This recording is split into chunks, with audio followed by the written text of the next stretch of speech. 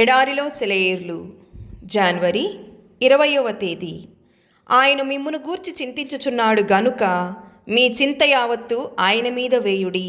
1 పేతురు రాసిన పత్రిక 5వ అధ్యాయము 7వ వచనం. నాకొక స్నేహితుడున్నాడు. నమ్మకమైన అతని ప్రేమ లోకమంతటికన్నా విలువైనది, ఎవరెస్టు శిఖరం కన్నా ఎత్తైనది, సముద్ర గర్భము కన్నా లోతైనది, ఎంతో ప్రాచీనం, ఎంతో నవీనం, ఎంతో దృఢం, ఎంతో సత్యం. జగతికి రూపం ఏర్పడకముందే నన్ను ప్రేమించాడాయన, ఆయన నామమునకే స్తుతి. జాన్ బనియన్ స్మిత్ ఇలా రాశాడు: మన భయాలను విశ్వాసంగా మార్చుదాం. ఇప్పుడు ఇంకెప్పుడు సంభవించని సంగతుల గురించి చింతించడం మానేద్దాం. ఈ రోజును రేపటి రోజు మరీ అంతగా వాడుకోనివ్వకు. చింతించకపోవడం అంటే శ్రద్ధ లేకపోవడం కాదు, అది చాలామందిలో ఉంది.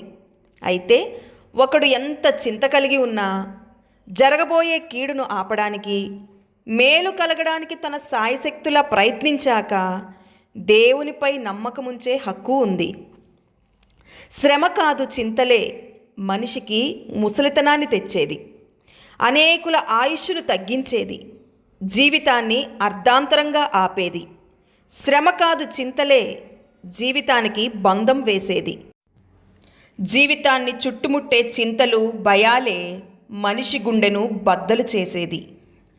నరులు ఆశ కలిగి యెహోవా అనుగ్రహించు రక్షణ కొరకు కనిపెట్టుట మంచిది. విలాపవాక్యములు 3వ అధ్యాయము 26వ వచనం. దేవుడి మాటలను దీవించునుగాక. ఆమేన్.